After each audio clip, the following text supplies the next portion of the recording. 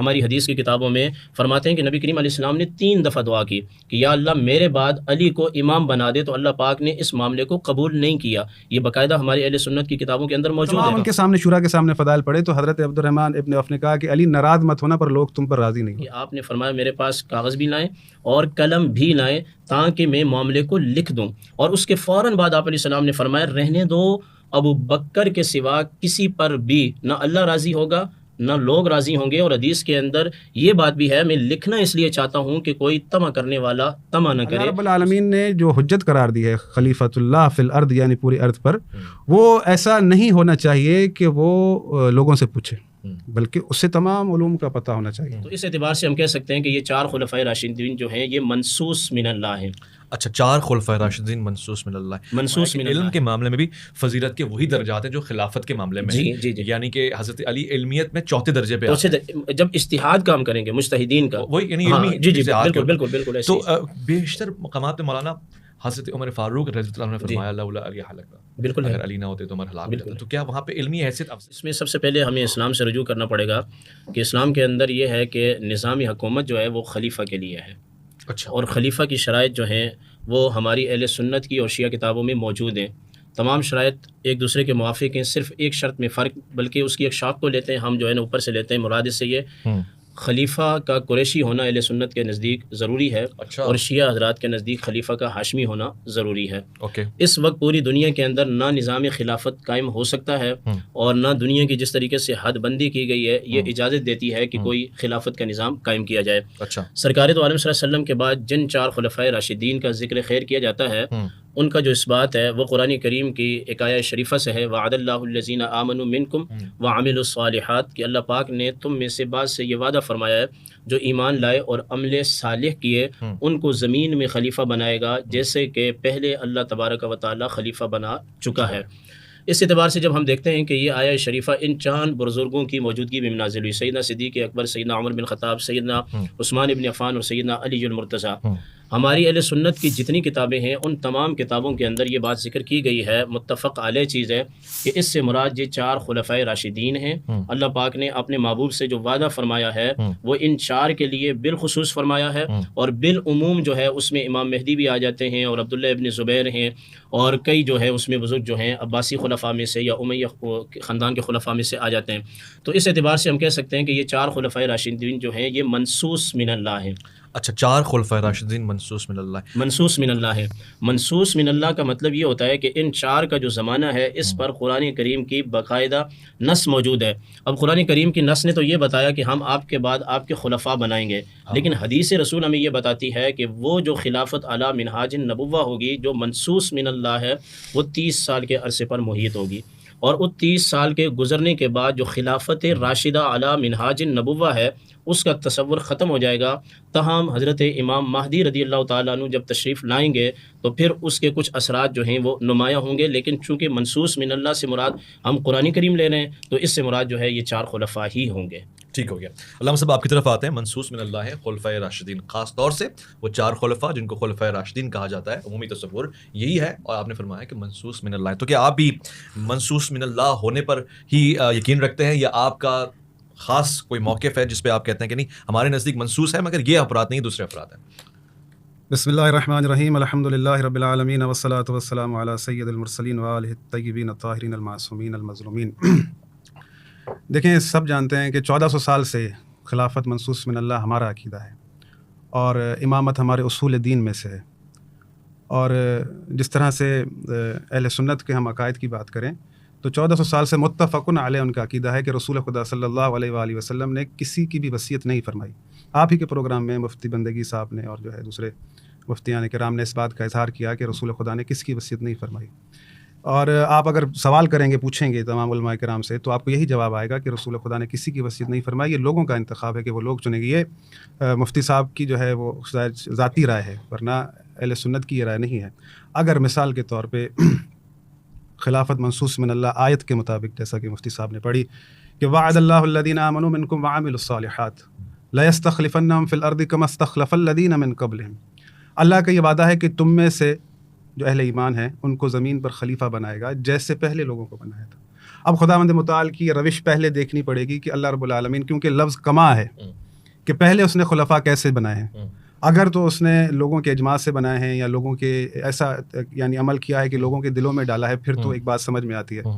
اگر اللہ رب العالمین نے گزشتہ خلفاء کو بناتے وقت ایسا کوئی عمل نہیں کیا، یعنی سارا کا سارا اختیار اپنے پاس رکھا ہے، پھر تو جس طرح سے جو گزشتہ خلیفہ بنے اسی طرح سے یہ خلیفہ بھی بنے گا. اول چیز یہ ہے کہ اگر آپ اس بات کو کہتے ہیں کہ اس آیت کے مطابق اگر کوئی خلیفہ بن رہا ہے اور کوئی اگر اس سے نہ مانے تو اس کا حکم کیا ہے. اگر کوئی آیت کے مطابق اللہ نے جسے خلیفہ بنایا ہے اس کا انکار کرنے والے کا آخر حکم کیا ہے. مثال کے طور پر ہم کہتے ہیں کہ خلافت منصوص من اللہ ہے، تو ہمارے اصول دین میں ہے کہ لازمی ہے اس پر ایمان لانا. اچھا، اور اگر کوئی ایمان نہیں لاتا تو وہ مومن نہیں ہے؟ مومن نہیں ہے وہ، مطلب اصول عقائد شیعہ میں سے باہر چلا جاتا ہے. ٹھیک ہے. اب یہاں پر جو یہ مرحلہ شروع ہوا کہ جو اس کا انکار کرتا ہے تو اس کے لیے کیا معاملہ ہے، تو وہ اگر مثال کے طور پر آپ اس کے اوپر حکم کیا لگائیں گے، شریعت کیا حکم لگاتی ہے کہ جس سے اللہ نے بنایا ہے آیت کے مطابق، اگر اس کا انکار کوئی کر رہا ہے تو اس کے ایمان کا کیا بنے گا. صحیح. اب یہاں پر اور بہت ساری چیزیں ہوتی ہیں. مثال اگر آیت کے مطابق اللہ رب العالمین نے بنایا ہے تو پھر اجماع کی یا اس چیز کی ضرورت نہیں ہے. اگر آیت کے مطابق ہے تو اس آیت سے رسول خدا ناواقف نہیں ہونے چاہیے، بلکہ یہ رسول خدا کو چاہیے کہ اس آیت کے مطابق جو بنے گا اس کا نام لے کر بتائیں. جیسے کہ ہم سے سوال ہوتا ہے کہ نام کیوں نہیں ہے، تو رسول خدا کی ذمہ داری ہے، کیونکہ ڈائریکٹ تو اللہ نہیں بنائے گا نا کسی طریقے سے، وہ رسول خدا اس بات کا اعلان کریں گے. ہمارے پاس یہ تمام دلائل موجود ہیں کیونکہ یہ ذمہ داری اللہ کی ہے، اللہ بنائے گا. تو رسول خدا صلی اللہ علیہ وآلہ وسلم کے تمام اقوال میں نے آپ کے سامنے بارہا بار دہرائے ہیں کہ ترکت فیکم الثقلین، ترکتم فیکم خلیفتین، کہ میں تمہیں قرآن اور اہل بیت چھوڑے جا رہا ہوں، جو اگر تم ان سے متمسک رہو گے تو گمراہ نہیں ہوگے. تو اب جہاں پر یہ آیت کے اللہ کہہ رہا ہے کہ میں خلیفہ بناتا ہوں، تو رسول خدا کہہ رہے ہیں کہ میرے بعد میرے خلیفہ ہوں گے. اللہ کا خلیفہ اور رسول کا خلیفہ دو الگ فرد نہیں ہیں. اچھا، ایک ہی فرد ہے.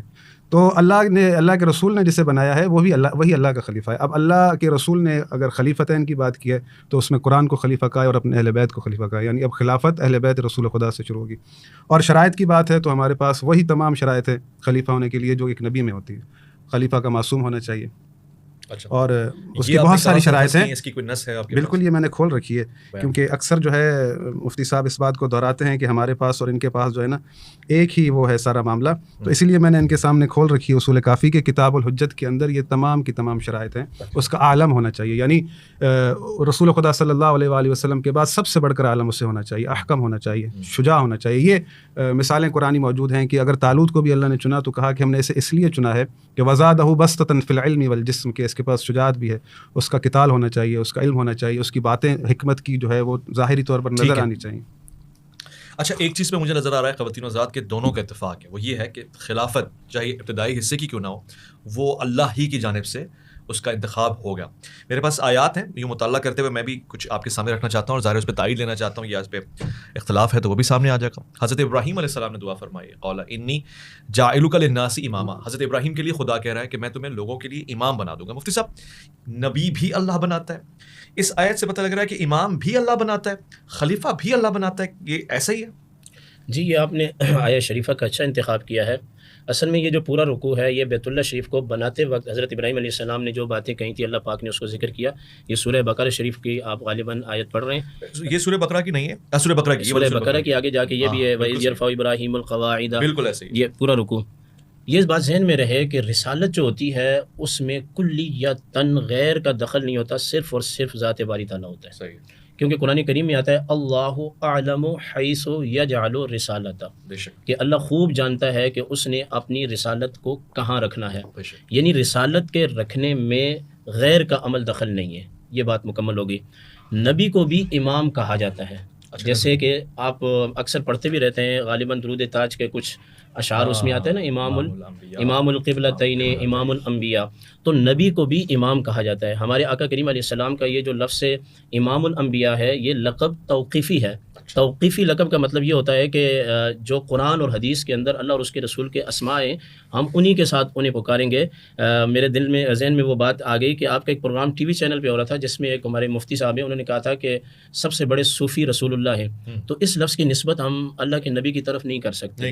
اس کی وجہ یہ ہے کہ اللہ کو اور اللہ کے نبی کو انہی اسماء کے ساتھ ہم پکاریں گے جو قرآن اور حدیث کے اندر ذکر ہوئے ہیں، سوائے ایک لفظ خدا ہے کہ جس پر امت کا اجماع ہو گیا ہے کہ یہ لفظ اللہ کے لیے استعمال کیا جا سکتا ہے، وگرنہ اس کے علاوہ نہیں. تو یہاں امامت سے مراد ابراہیم علیہ السلام کی نسل کے اندر اسحاق علیہ السلام کی نسل میں امامت بھی تھی اور ساتھ ساتھ سلطنت بھی تھی، بادشاہت الگ ہوتی تھی، امامت الگ ہوتی تھی، اور اسماعیل علیہ السلام کی نسل میں صرف اور صرف امامت ہے جس کا اختتام آ کے سرکار دو عالم صلی اللہ علیہ وسلم کی ذات اقدس پر ہوا ہے، آپ خاتم الانبیاء ہیں۔ جب وحی کا سلسلہ بند ہو جائے تو اس کے بعد خلیفہ کا بننا یا کسی کا امام بننا اس کو اللہ پاک نے لوگوں پر چھوڑا ہے، اچھا کیونکہ جب وحی کا سلسلہ بند ہو گیا تو اب کوئی بیان کرنے والا نہیں ہے۔ اب بات یہ ہے کہ سیدنا صدیق اکبر کو جو ہم خلیفہ مانتے ہیں حضور علیہ السلام کی ذات اقدس کے بعد، جیسے کہ حضرت صاحب نے بھی اپنی گفتگو میں ارشاد فرمایا، کہیں پہ ان کا نام نہیں ہے۔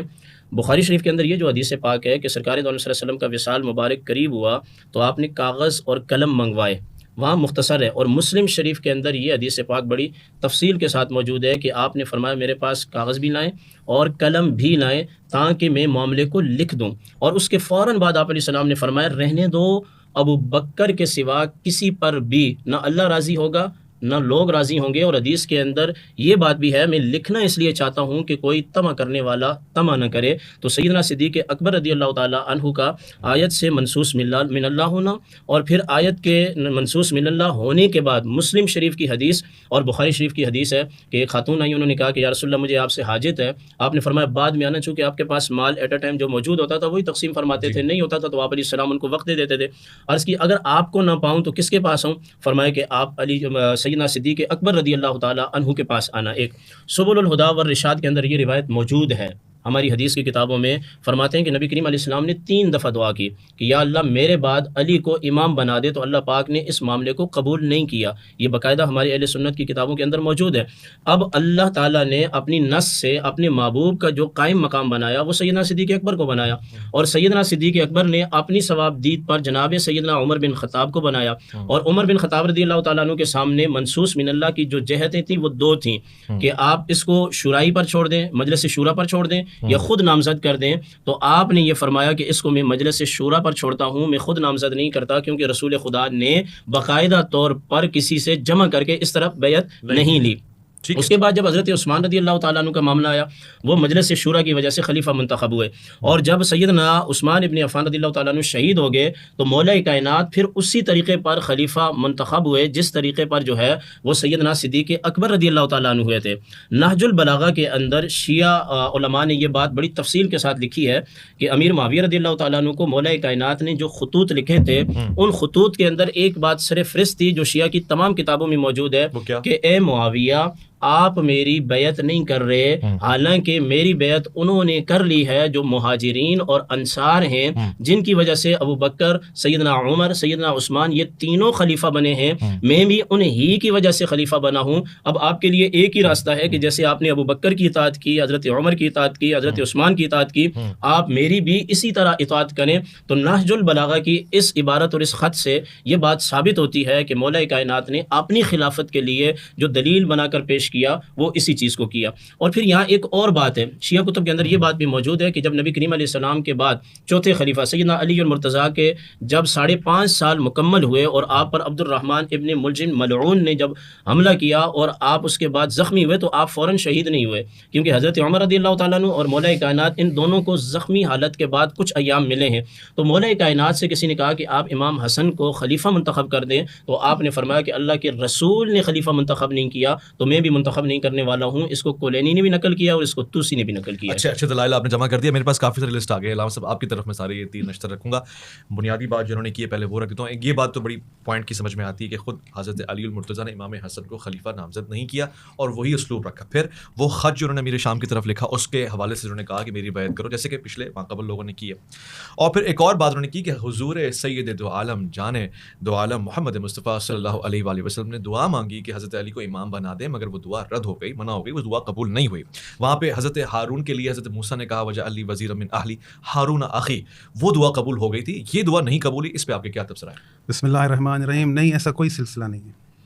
اول جو چیزیں ہیں دیکھیے، کوئی بھی چیز آپ بیان کرتے ہیں تو اس کے ساتھ جو کراس کوسچننگ ہوتی ہے چاروں زاویوں کی طرف سے، پھر آپ کو ان کے تمام کے جوابات بھی دینے پڑتے ہیں۔ اول تو چیز یہ ہے کہ جو آپ چیز لائے ہیں، جو میں نے سوال اٹھائے ہیں کہ بھئی جو اللہ جسے بنائے گا تو اس کا انکار کرنے والے کا آخر کیا معاملہ ہے۔ میں نے یہ سوال مفتی صاحب سے کیا تھا کہ جو انکار کرتا ہے تو انہوں نے کہا کہ نہ ماننے والے کا جو ہے نا کوئی اس سے سوال نہیں ہوگا. ابھی آپ سوال کریں گے میں اس کا جواب دوں گا تو یا نہیں, آپ سوال کریں گے تو میں جواب دوں گا. کافی چیزیں جو ہے نا مثال کے طور پر باتیں ہوتی ہیں. ایک اول تو چیز انہوں نے کہا تھا کہ بھائی لوگ راضی نہیں ہوں گے, اور جہاں تک ہم دیکھتے ہیں کہ بخاری میں روایت موجود ہے, کہیں گے تو میں آپ کو دکھا دوں گا اگر مفتی صاحب دیکھنا چاہیں, تو حضرت عمر نے کہا کہ حضرت ابوبکر کی بیعت جو تھی ایک فلتہ تھی, فلتتن یعنی اچانک سے ہو گئی تھی, اور تم کبھی ایسا مت کرنا. اور انہوں نے کہا کہ یہ لوگوں کا اختیار ہے, تو یہ اختیار اگر لوگوں کا ہے تو لوگوں تک ہی رہنا چاہیے تھا, پھر اس کے لیے شورا بنانے کی ضرورت نہیں تھی. وہ تو دیکھیں نا, آپ الفاظوں پر غور کریں. حضرت عمر نے کہا کہ رسول خدا نے کسی کو نہیں بنایا تھا, پھر حضرت ابوبکر نے حضرت عمر کو بنایا, تو پھر وہ اختیار اگر لوگوں کا ہے تو لوگوں کے پاس ہی رہتا. پھر حضرت ابوبکر رسول خدا کی سنت پر عمل کرتے. پھر حضرت عمر بھی یہ بات کہہ رہے ہیں کہ اللہ کے رسول نے جو ہے کسی کو نہیں بنایا, لوگوں پر چھوڑا, تو وہ بھی چھوڑتے, پر کہ انہوں نے کیا کیا کہ وہ شورا بنا دی. اب شورا سے جو ہے جو بنا, اور ایک پہلی خلافت جو بنی ہے, اگر تھوڑی دیر کے لیے مان لیا جائے بھائی لوگوں کے اجماع سے بنی ہے, اس کے بعد کون سی خلافت بنی ہے؟ اس کے بعد پھر حضرت ابوبکر نے حضرت عمر کو بنایا. آیا وہ دین اسلام صحیح تھا, وہ رسول خدا کی وصیت ٹھیک تھی, رسول خدا کا عمل ٹھیک تھا, یا حضرت ابوبکر کا عمل ٹھیک تھا, یا حضرت عمر کا عمل ٹھیک تھا؟ ان دونوں صورتوں میں رسول خدا کا عمل تو چیلنج ہو گیا, اول چیز یہ. دوسری چیز یہ کہ لوگ راضی نہیں ہوں گے. اب یہاں پر کئی سوال اٹھتے ہیں. سوال یہ ہے کہ امام حسین کی موجودگی میں پھر لوگ یزید پر راضی کیسے ہو گئے؟ لوگوں کو جب آپ کہہ رہے ہیں کہ اللہ نے بنایا ہے, اللہ نے کرنا ہے سب کچھ, تو پھر رسول خدا صلی اللہ علیہ وآلہ وسلم اللہ رسول خدا کے ذریعے بنوائے نا, پھر لوگوں کے ذریعے نہ بنوائے.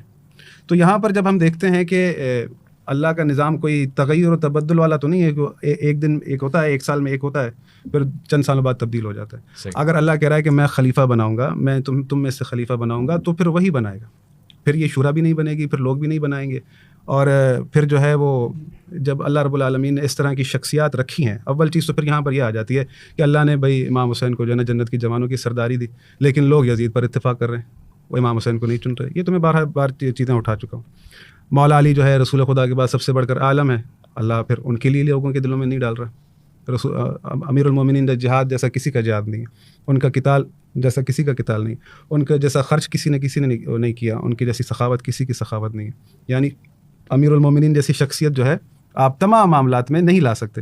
پھر یہاں پر یہ تغیر و تبدل, اب وہ معاملہ ہے مثال کے طور پر جب حضرت عمر کی وفات ہوئی تو حضرت عبد الرحمن ابن بخاری میں روایت لکھی ہے کہ وہ جو ہے لوگوں سے مشورے کر رہے تھے. امیر المومنین نے باقاعدہ وہاں پر خطبات دیے ہیں, وہ ساری کی ساری تفصیل اہل سنت کتابوں میں بھی موجود ہے.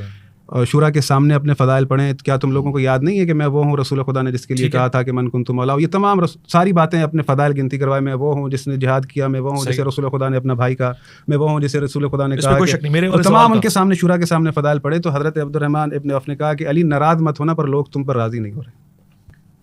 مطلب ان فضائل و کمالات کی کوئی حیثیت نہیں ہے کہ اللہ کے رسول نے مجھے یہ کہا, میں نے یہ کیا, یا جو بھی اللہ رب العالمین نے میرے لیے قرآن میں یوں فرمایا, اللہ رب العالمین نے مجھے پوری کتاب کا علم دیا. وہ تو تمہاری باتیں ٹھیک ہیں, پر ہم مجبور ہیں, لوگ راضی نہیں ہو رہے. بات یہ ہے کہ پھر اللہ رب العالمین جب اتنے کمالات کسی کو دے رہا ہے تو پھر یہ لوگوں کے دل میں بھی اللہ کو چاہیے کہ اس کو ہی چنے.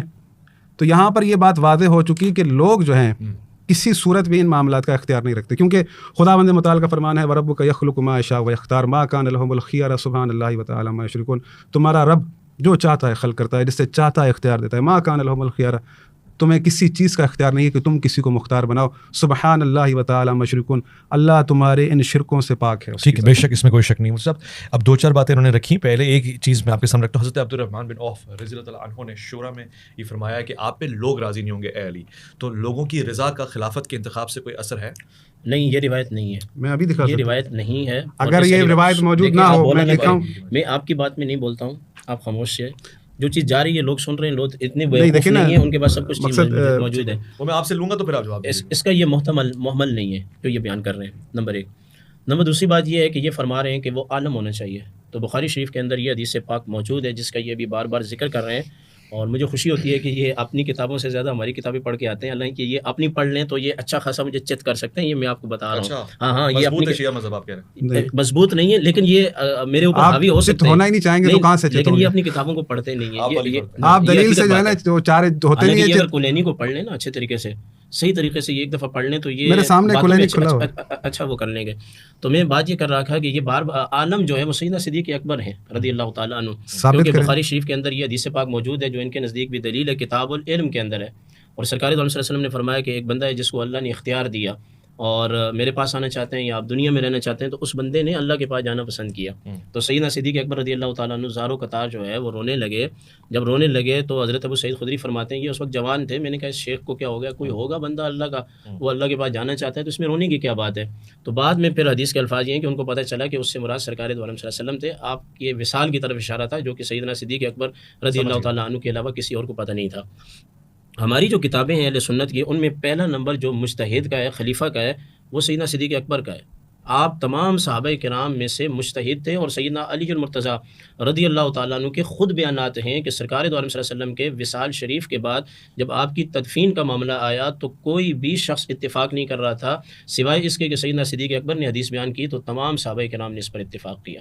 بعض نے کہا مدینہ میں دفن کیا جائے، بعض نے کہا جنت البقیع میں، بعض نے کہا کہ مکہ المکرمہ منتقل کیا جائے، اور بعض نے یہ بھی مشورہ دیا کہ بیت المقدس منتقل کیا جائے، چونکہ وہاں انبیاء علیہ السلام کے جو ہیں وہ روزے ہیں۔ سیدنا صدیق اکبر رضی اللہ تعالیٰ نے فرمایا کہ اللہ کے حبیب نے یہ بات فرمائی ہے جہاں نبی کا وصال ہوتا ہے اس کا روزہ وہاں ہی بنتا ہے۔ اس کے راوی سیدنا علی المرتضیٰ ہیں، اور اس کے علاوہ اور بھی کئی ایسی چیزیں ہیں۔ باغ فدق والی حدیث ہے، سرکار دو عالم صلی اللہ علیہ وسلم کو وصال شریف کے بعد حکم موت لگے گا یا نہیں لگے گا، یہ سب باتیں دیگر صحابہ کرام کو پتہ نہیں تھی۔ تو ہمارے نزدیک تو صحابہ کرام میں سے اعلم الناس جو ہے وہ سیدنا صدیق اکبر ہیں۔ ہماری بخاری شریف یہی کہتی ہے، اور ہماری جتنی بھی کتب تدریسیاں ہوں یا غیر تدریسیاں ہوں ان کے اندر یہی چیز ہے کہ ان چار بزرگوں کی ترتیب جو ہے اسی طرح رکھی گئی ہے۔ علم کے معاملے میں بھی آپ فرما رہے ہیں کہ حضرت علی سے زیادہ افضل ہیں، افضل ہیں ابو بکر صدیق رضی اللہ تعالیٰ۔ اور وہ جو حدیث انا مدینۃ العلم و علی بابوہا یا دارالحکمہ والی، دیکھیں کسی کا علم کا دروازہ ہونا یا کسی کا پورا علم کا شہر ہونا، یہ اپنی جگہ ایک فضیلت موجود ہے، مگر اس میں یہ تو نہیں ہے کہ میں علم کا دروازہ ہوں، علی اس کا دروازہ ہے، میں شہر ہوں، تو اس میں سیدنا صدیق اکبر کی کہاں سے نفی ہو رہی ہے؟ بات تو یہ ہے نا کہ سیدنا صدیق اکبر کی نفی ہو۔ اور پھر جہاں یہ بیان کر رہے ہیں قرآن کریم میں ایک آیہ شریفہ لقد جاءکم رسول من انفسکم، جب قرآن سیدنا صدیق اکبر کے خلافت میں جمع کیا جا رہا تھا تو 2 گواہ لینے ضروری تھے، اور اس آیت پر بخاری شریف کے اندر یہ ہے اور مسلم میں متفق علیہ حدیث ہے کوئی بھی گواہ نہیں تھا سوائے حضرت ثابت بن خزیمہ الانصاری رضی اللہ تعالیٰ عنہ۔ اچھا، تو آپ کے سامنے یہ مسئلہ پیش ہوا خلافت میں کہ قرآن جمع کیا جا رہا ہے، قرآن تو سیدنا صدیق اکبر نے جمع کیا ہے، تو کیا کریں گے اس پر؟ تو سیدنا ثابت بن خزیمہ وہی گواہ ہیں، کوئی اور نہیں ہے۔ تو آپ نے فرمایا اس کو قرآن کا حصہ بنا دو۔ کہا کیسے بنا دیں؟ آپ نے خود کہا کہ 2 گواہ ہوں۔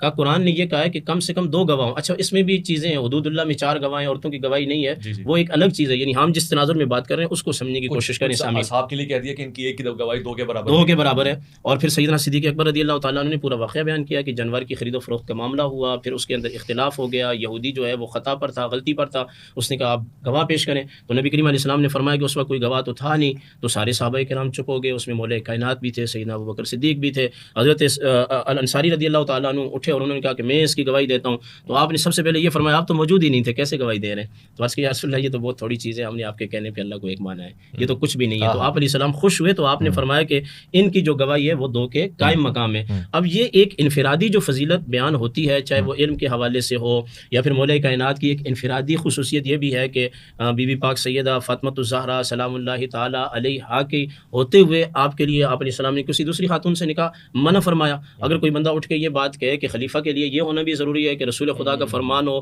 کہ وہ ایک خاتون کے علاوہ کسی، تو ظاہر ہے کہ یہ تو صرف مولا کائنات کے ساتھ خاص ہے۔ تو خصوصیات کو اگر آپ لے کر آئیں گے تو پھر تو نبی کریم علیہ السلام نے بہت چیزیں ایسی فرمائی ہیں کہ جن کا آپ جواب نہیں دے سکیں گے۔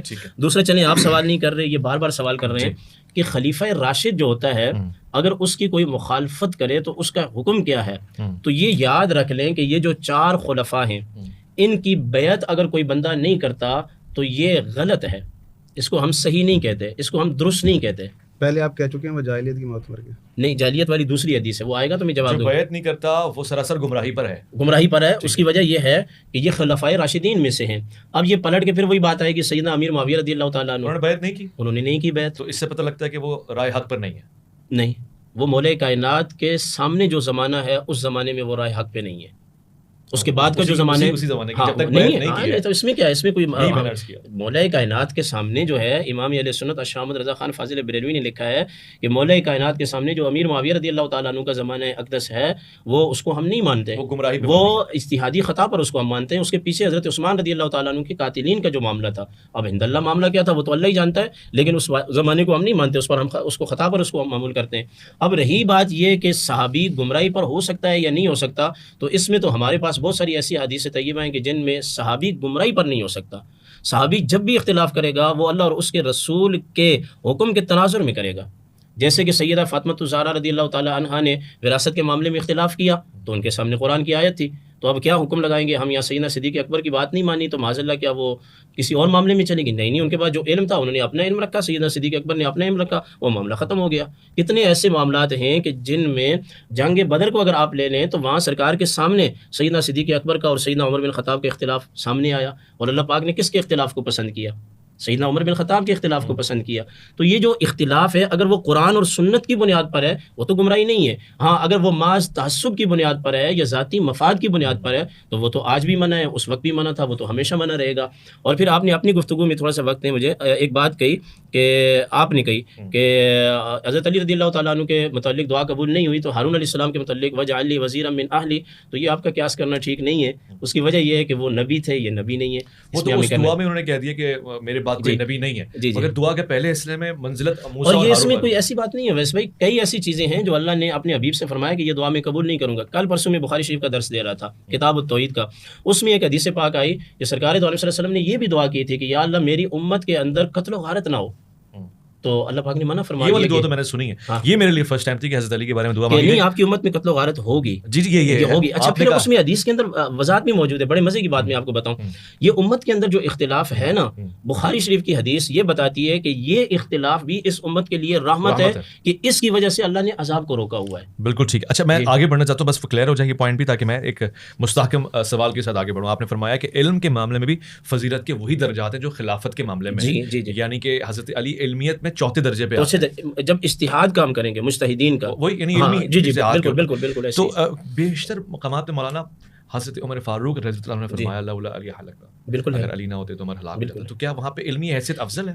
نہیں، دیکھیں ایک ہے کہ کسی ایک خاص معاملے کے اندر مسئلے کو حل کرنا، اس میں تو بہت سارے ایسے مسائل ہیں کہ جو خلفائے راشدین نے صحابہ کرام سے رجوع کیا ہے، بہت سارے ایسے مسائل ہیں۔ مثلا سیدنا عمر بن خطاب نے ابی بن کعب سے تقوی کی تعریف پوچھی، تو آپ کیا کہیں گے کہ عمر بن خطاب کو تقوی کی تعریف پتہ نہیں تھی؟ تو یہ ایک خصوصی کسی چیز میں فن کا ایک صفت کا ہونا، اس میں ان سے رجوع کرنا ہرگز یہ اس پر نہیں ہے کہ بھائی پھر اس میں ہم فضیلت کا معیار نیچے اوپر کریں گے، ایسی بات نہیں ہے۔ علامہ صاحب آپ کی طرف آتا ہوں، بہت سارے سوالات خود ان کی گفتگو سے آپ کے سامنے ہیں، آپ جس کا چاہیں انتخاب کر دیں، مگر پہلا ایک سوال رکا ہوا ہے آپ کے پاس پینڈنگ لسٹ میں ہے کہ حضرت امام حسن کے لیے حضرت علی المرتضیٰ نے خلافت کا انتخاب نہیں فرمایا، لوگوں پہ چھوڑ دیا، تو ان تمام سوالات کے جوابات۔ بسم اللہ الرحمن الرحیم۔ دیکھیں جتنی بھی مفتی صاحب نے باتیں کی ہیں نا، ساری کی ساری مطلب سوچ پر مبنی تھی، ان تمام باتوں کے پیچھے کوئی بھی مستند دلیل نہیں تھی، نہ ہی رسول خدا کا کوئی فرمان تھا، نہ ہی کوئی قرآن کی آیت تھی۔ دیکھیں ایک کامن سینس بھی ہے، اللہ رب العالمین نے انسانوں کو دعوت دی ہے، دعوت فکر، افمن یہدی الی الحق احق ان یتبع امن لا یہدی الا یہدی۔ حق یہ ہے کہ اس کی پیروی کی جائے جو حق کی طرف ہدایت کرے، نہ کہ اس کی پیروی کی جائے جو خود محتاج ہدایت ہو۔ فما لکم کیف تحکمون، پھر تم یہ کیسی قضاوت کرتے ہو۔ اس دن بھی یہ بات نکلی تھی کہ امام حسین نے طلب نہیں کیا، امام حسین خلیفۃ اللہ فی الارض ہیں، وہ کیا چاہتے ہیں آپ کے دروازوں پر آئیں؟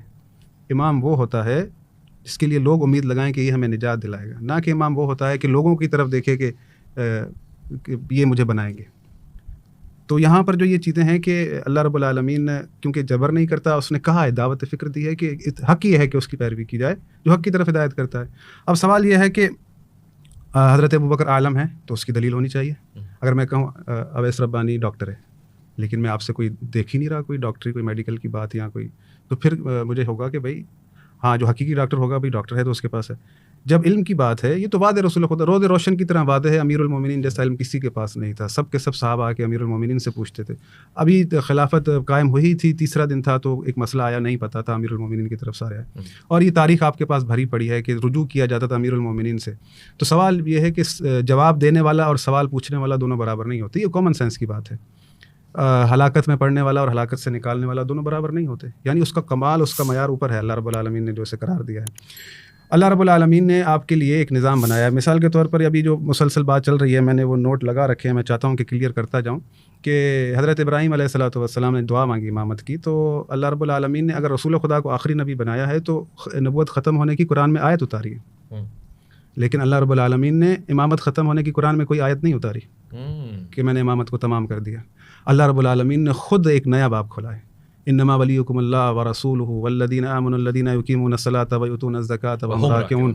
اللہ تمہارا ولی ہے، رسول تمہارا ولی ہے، اور وہ ولی ہے جو حالت رکوع میں زکوٰۃ دے رہا ہے۔ یہ تو سب آپ سنتے ہوئے آ رہے ہیں۔ اب سوال یہ ہے کہ تفاسیر اٹھا کے دیکھ لیں، آیت کس کے لیے اتری ہے؟ بات ہو رہی ہے عالم کی. اب یہ جو میں نے لکھا ہے، دیکھیں اللہ خود کو ایک عہدہ دے رہا ہے، نہ رسالت میں شریک کیا، نہ نبوت میں شریک کیا، لیکن ولایت میں شریک کیا. میں ولی ہوں، رسول ولی، اور وہ ولی ہے جو حالت رکوع میں زکوٰۃ دیتا ہے. یعنی تمام ائمہ معصومین انہوں نے یہ عمل کیا ہے. خلافت منصوص من اللہ ہے. امام مہدی آئیں گے، لوگ نہیں بنائیں گے، شورا سے نہیں آئیں گے، بلکہ اللہ کی طرف سے آئیں گے. دیکھیں نا، جس کو اللہ نے بنایا ہے اس کی بیعت ویسی ہوتی ہے جیسے نبی کی بیعت ہوتی ہے، نبی کو معصوم سمجھ کر بیعت کی جاتی ہے. تو یہ سوال پچھلی دفعہ بھی ہوا تھا کہ بھئی امام مہدی آئیں گے تو ہم انہیں معصوم سمجھ کر بیعت کریں گے، آپ غیر معصوم سمجھ کر بیعت کریں گے. اگر کسی غیر معصوم کو ہی آنا ہے تو ہم کیوں یہ ظلم و ستم سہ رہے ہیں؟ ہم کیوں یہ پریشانیاں کاٹ رہے ہیں؟ ہم کیوں تفرقہ بازی میں پڑے ہوئے ہیں؟ کیوں فلسطینی مظلوم ناحق مر رہے ہیں؟ اگر لوگ بنائیں گے، لوگوں کا اختیار ہے، شورا کا اختیار ہے. مفتی صاحب بیٹھیں، ڈھونڈیں کسی کو بنا لیں. لیکن ہر کوئی کہتا ہے کہ یہ کام تو اللہ کی طرف سے ہوگا، امام کرے گا. تو بھائی جب اس دور میں اس چیز کی ضرورت ہے، ہمیں عدل کی ضرورت ہے، ہمیں انصاف کی ضرورت ہے، ہمیں قیادت کی ضرورت ہے، تو یہ ہر دور میں ہے. اللہ رب العالمین نے آپ کو ایک نظام دے دیا، ولایت کا نظام. خود باب کھولا جہاں امامت کے تمام ہونے کی اللہ نے آیت اتاری نہیں ہے، نبوت کی اتاری ہے.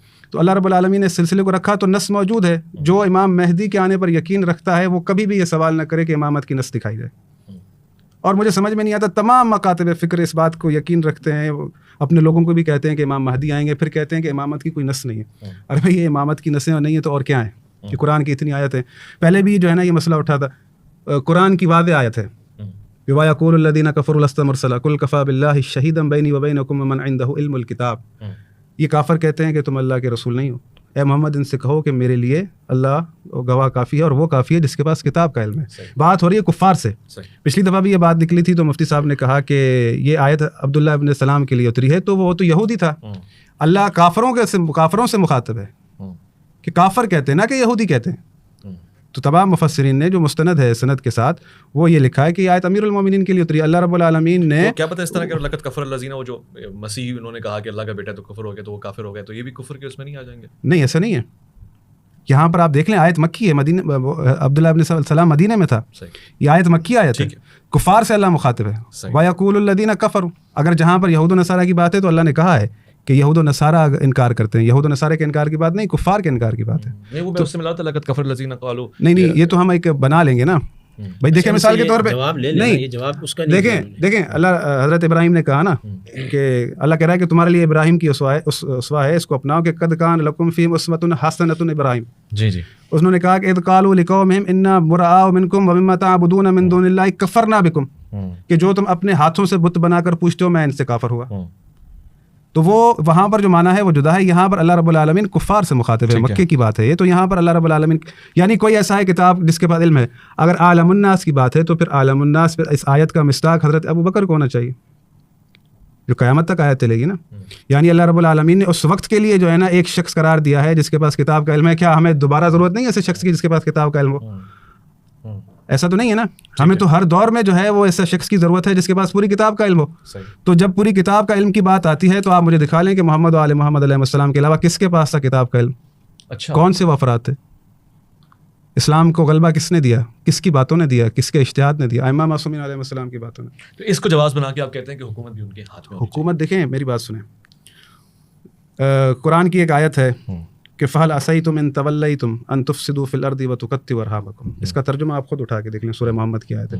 اللہ رب العالمین پیچھے سے منافقین سے مخاطب ہے. اگر تم حاکم بن جاؤ، تم سے بعید نہیں کہ تم رشتوں کو توڑ ڈالو اور فساد کرو. تو یعنی اللہ رب العالمین یہ کہہ رہا ہے کہ یہ ممکن نہیں ہے. مقصد یہ کہنے کا یہ ہے کہ حکومت تو فرعون کے پاس بھی تھی. حکومت تو فرعون کے پاس تھی. حکومت کا ہونا کسی بھی طرح سے معیار نہیں ہے. اللہ رب العالمین نے جو حجت قرار دی ہے خلیفۃ اللہ فی الارض، یعنی پوری ارض پر، وہ ایسا نہیں ہونا چاہیے کہ وہ لوگوں سے پوچھے، بلکہ اسے تمام علوم کا پتہ ہونا چاہیے. آپ کو پھر وہ علم نظر بھی آنا چاہیے، آپ کو حکمت کی باتیں نظر بھی آنی چاہیے. اور جو رہی بات آپ نے امام حسن مجتبیٰ علیہ الصلوۃ والسلام کے حوالے سے کی، تو امیر المومنین علی بن ابی طالب صلوات اللہ علیہ، کیونکہ 30 سال گزر چکے ہیں جی معاملات کو، جی تو مخالفت در مخالفت. اگر مولا علی کہتے ہیں کہ میں بنا کر جاتا ہوں امام حسن کو خلیفہ، یا کہتے کہ بھائی خلیفہ ہیں، وہ تو لوگوں کو کہا کہ تم یہ دیکھو تم سے قرآن کیا کہتا ہے، کہ تمہیں قرآن نے کیا کہا ہے. افمن یہدی الی الحق احق ان یتبع من لا یہدی الا ان یہدی. اگر یہ اس کرائٹیریا پر ہے تو ٹھیک ہے. تو یہی بات وہ کہہ رہے ہیں کہ رسالت مآب نے بھی تو وہی کہا یہ اسی کی تو اتباع ہے، اسی سنت کی کہ قرآن کیا کہتا ہے اور وہ منسوس کیا ہے، وہ خاصیت کیا ہے، وہ دیکھو اس کے ساتھ بنا لو. یعنی آپ نے بھی یہ کہا کہ یہ ہے اور اس کی تم نے اتباع کرنی. نہیں دیکھیے میری بات سنیے، رسول خدا صلی اللہ علیہ وسلم نے ضمانت دی ہے نا کہ اگر تم میرے اہل بیت کی اتباع کرو گے تو کبھی گمراہ نہیں ہوگے، تم حسن حسین کی اتباع کرو گے تو گمراہ نہیں ہوگے، رسول خدا نے کہا. اب بات یہ ہے کہ لوگ دیکھیں نا، میں نے آپ سے میرے اصحاب ستاروں کی مانند ہے تو اس کی ایک اتباع کر لو گے نجات پا جاؤ گے. نہیں، یہ آیت تو ضعیف ہے نا، یہ حدیث ضعیف ہے. اس میں کہاں سے ذوف ہو رہا ہے؟ کیونکہ رسول خدا صلی اللہ علیہ وسلم نہیں میں بتا رہا ہوں آپ، میں نے آپ سے جو سوال کیا تھا، آپ ہمیشہ ضعیف کہتے ہیں، آج مجھے یہ بتائیں کہ یہ حدیث پاک کے کتنے راوی ہیں اور آپ جو ہے نا ابھی ویسے عبد الباقی اخندرہ صاحب بیٹھے تھے، انہوں نے بھی اس حدیث کو ضعیف کہا تھا. ابھی مجھے نہیں میری بات سنیں، آپ زیادہ چھوڑیں. میں یہ پوچھ رہا ہوں، جو بندہ اگر میں کسی حدیث کو ضعیف کہتا ہوں، ان کے پاس کیا لاجک ہے؟ نہیں تو میرا حق بنتا ہے نا کہ یہاں پہ یحییٰ بن معین ضعیف ہے، ابن حجر عسقلانی، یہ ایک منٹ صبر، یہ بوڑھا ہو گیا تھا، اس کی عقل چلی گئی تھی، یہ رافضی تھا، یہ خارجی تھا، اس کا اتصال زمانہ نہیں ہے. ان کو چاہیے نا کہ حدیث پر جب بات کر رہے ہیں جواب پورا کرنے دیں، پورا کریں. آپ ابھی لکھیں سرچ میں کہ اصحاب النجوم عربی کی بورڈ میں السنن الدریہ، اہل سنت کی ویب سائٹ ہیں جو مصر سے اور سعودی عرب سے چلتی ہیں، اس پہ لکھیں کہ یہ حدیث کیا ہے، ان کا جواب سنیں کہ وہ کیا کہتے ہیں. اگر اس کا آپ پہلا کہہ رہے ہیں نا، موضوع تو نہیں کہہ رہے، نہیں ضعیف شدید کہہ رہے ہیں نا، شدید ضعیف. لیکن آپ اپنے جواب کو اچھا جب بات ادھر ادھر جاتی ہے، نہیں دیکھیں نا، رسول خدا، آپ مجھے بات پوری کر رہے ہیں. رسول خدا صلی اللہ علیہ وسلم حسن کو خلیفہ کیوں نہیں بنایا؟ رسول خدا صلی اللہ علیہ وسلم آئے ہیں نا یہاں پر ہمیں ہدایت دینے کے لیے. میں نے آپ سے سوال کیا تھا کہ اگر مثال کے طور پر ہم انہیں ہدایت کا ستارہ مان لیتے ہیں تو ان کا ہر عمل ہدایت ہے. تو میں نے جب آپ سے سوال کیا کہ آپ مفتی صاحب ہیں، مجھے فتویٰ لکھ کر دیں کہ حضرت امیر معاویہ کو یزید کو بنانا خلیفہ اپنی امت کے یعنی امت پر مقدم رکھنا اصحاب رسول خدا کی موجودگی میں امام حسین کا نام نہیں لے رہا، اصحاب رسول خدا کی موجودگی میں یزید کو مقدم رکھنا، یزید کو آپ کافر کہتے ہیں، وہ مقدم رکھنا عین عدل ہے، عین ہدایت ہے. آپ نے جواب نہیں دیا. اگر آپ یہاں تو آپ کہیں کہ ان کا یہ عمل عین ہدایت ہے، عین عدل ہے، اس کو بھی لکھ کر دیں. ہاں یہاں کہیں کہ غلط کیا ہے. آپ دونوں صورتوں میں کچھ نہیں کہیں گے. لے لو آپ کی اجازت ہو تو. نہیں لے